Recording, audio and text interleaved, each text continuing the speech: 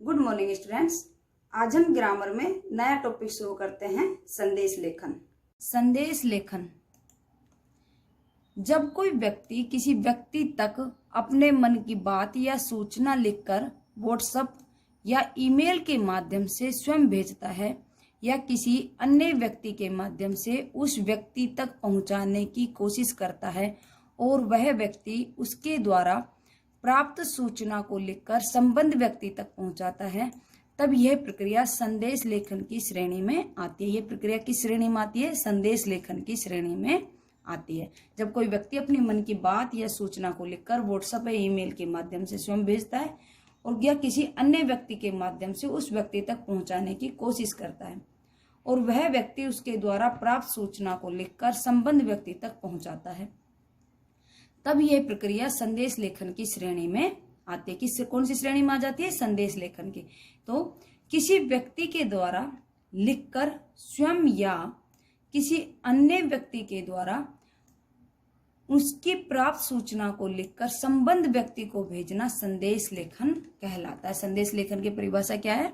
किसी व्यक्ति के द्वारा लिखकर स्वयं या किसी अन्य व्यक्ति के द्वारा उसकी प्राप्त सूचना को लिखकर संबंध व्यक्ति को भेजना क्या कहलाता है? संदेश लेखन कहलाता है।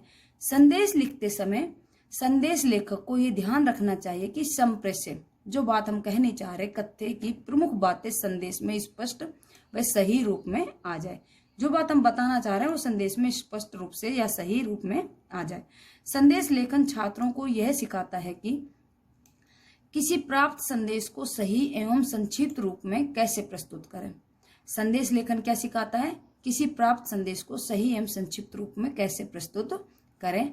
केवल मौखिक रूप से प्राप्त सूचनाओं के आधार पर ही नहीं, कतिपय लिखित तथ्यों के आधार पर भी संदेश तैयार किया जा सकता है। मौखिक रूप से प्राप्त सूचना के आधार पर नहीं, लेकिन जो लिखित तथ्य हैं उनके आधार पर भी संदेश तैयार किया जा सकता है। मौखिक रूप से जो हम सूचना आएगी उसके आधार पर नहीं, जो लिखित तथ्य हैं उनके आधार पर भी संदेश तैयार किया जा सकता है। अच्छे संदेश की विशेषताएं: संदेश संक्षिप्त व तथ्यपरक होना चाहिए। संदेश कैसा होना चाहिए? संक्षिप्त और तथ्यपरक होना चाहिए। संदेश को औपचारिक और अथवा अनौपचारिक टिप्पणी के रूप में लिखा जा सकता है। संदेश को कैसे? औपचारिक अथवा अनौपचारिक टिप्पणी के रूप में लिखा जा सकता है।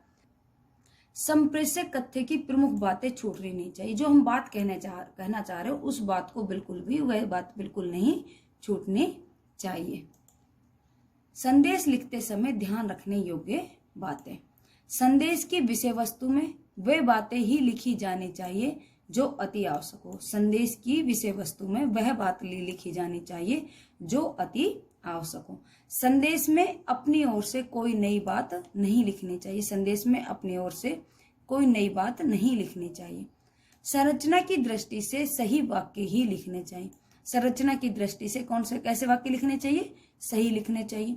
व्याकरणिक एवं वर्तनी संबंधी अशुद्धियां नहीं होनी चाहिए, इसका ध्यान रखना चाहिए। संदेश को निर्धारित प्रारूप के अनुसार ही लिखना चाहिए। निर्धारित शब्द सीमा का ध्यान रखना चाहिए। संदेश में एक निर्धारित शब्द सीमा होती है, उसका भी ध्यान रखना चाहिए। संदेश निर्धारित प्रारूप के अनुसार एक कटघरे बॉक्स में ही लिखा जाना चाहिए। किसमें लिखा जाना चाहिए? एक बॉक्स में ही। संदेश लिखे जाने का समय तिथि अवश्य दिया जाना चाहिए। संदेश लिखे जाने का समय एवं तिथि अवश्य दी जानी चाहिए। जिस व्यक्ति को संदेश देना है, प्रारंभ में उसका नाम तथा अंत में संदेश लेखक के हस्ताक्षर अवश्य होने चाहिए।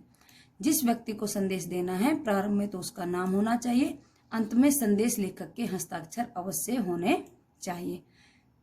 संदेश की शब्द सीमा कितनी है? 30-40 शब्द रखी गई है। सीबीएसई बोर्ड ने कितने शब्द सीमा रखी है? 30-40 शब्द की सीमा रखी गई है, शब्द सीमा।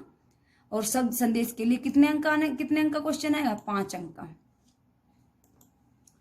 संदेश लेखन का प्रारूप: सबसे पहले तो क्या बनाओगे? एक बॉक्स बनाओगे, उसमें क्या लिखोगे? बीच में ऊपर हेडिंग के रूप में संदेश का प्रारूप, फिर संदेश, फिर क्या लिखोगे? समय, हम कितने समय पर क्या बात लिख रहे हैं, फिर तिथि, किस तारीख को लिख रहे हैं, फिर एक पंक्ति को छोड़कर एक लाइन छोड़नी पड़ेगी, फिर संबोधित व्यक्ति का नाम, जिस व्यक्ति को हम संदेश लिख रहे हैं उस व्यक्ति का नाम, और इन पंक्तियों में क्या लिखोगे? विषय वस्तु, क्या हम बताना चाह रहे हैं, क्या बात हम कहना चाह रहे हैं, उस विषय वस्तु को इन पंक्तियों में।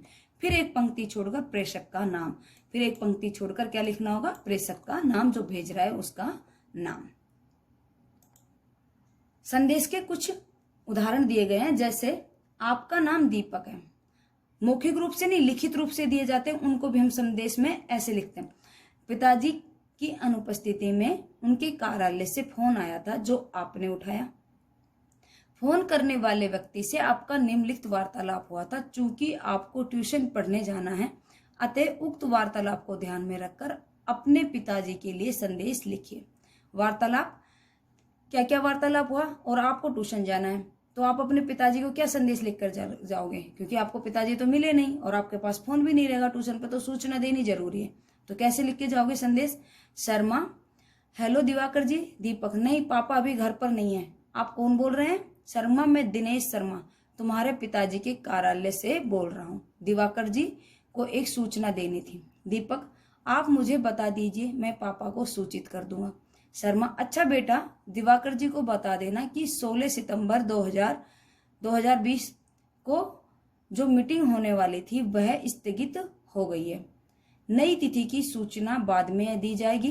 दीपक, ठीक है अंकल, मैं पापा को बता दूंगा। अब आप क्या संदेश में क्या दोगे? संदेश, समय अपराह्न 4 बजे। भाई उसने दोपहर में बात की तो उसके समय लिख के जा रहा है कि दोपहर के बाद 4 बजे, और दिनांक 14 सितंबर 2020, या अब 2 सितंबर लगा लो 2020। पापा, आपके कार्यालय से श्री दिनेश शर्मा का फोन आया था कि दिनांक 16 सितंबर 2020 को होने वाली बैठक स्थगित हो गई है तथा नई तिथि की सूचना बाद में दी जाएगी। और दीपक किसका नाम है? जिसको हम संदेश दे रहे हैं उसके बेटे का नाम, तो वह अपना नाम लिख दिया दीपक। यह क्या हो गया? संदेश। ये किसी के जो संदेश मौखिक रूप से नहीं लिखा हुआ संदेश है और यह सुना हुआ संदेश है, उसको हम संदेश के रूप में लिख रहे हैं। ठीक है।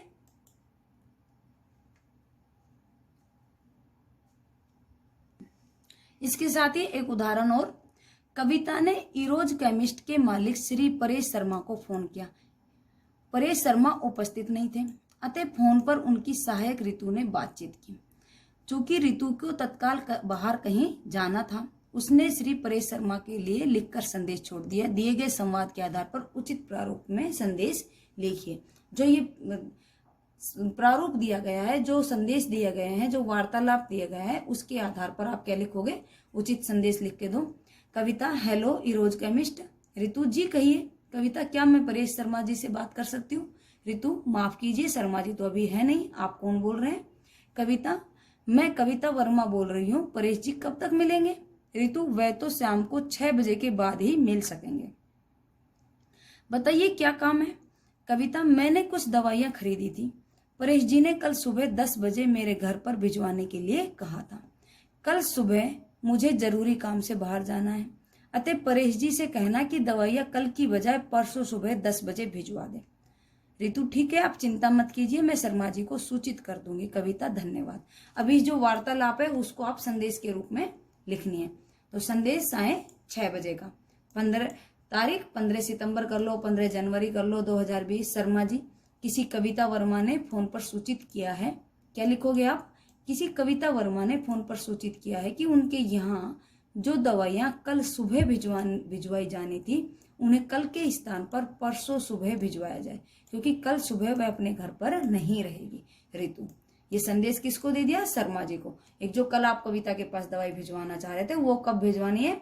परसों भिजवानी है, और वो कल अपने घर पर नहीं रहेगी, और वह अपने कहाँ पर चली गई? अपने काम से बाहर चली गई, और संदेश भी छोड़कर चली गई। ये क्या होता है? संदेश लेखन होता है वार्तालाप के माध्यम से, या सीधा हम अभी मैं आपको ऐसे भी बोल सकती, कोरोना के ऊपर आप संदेश लिखो कि इसकी रोकथाम कैसे की जाए, या अपने सुझाव दो, तो आप इसको संदेश के माध्यम से आप लिख सकते हो उसे भी।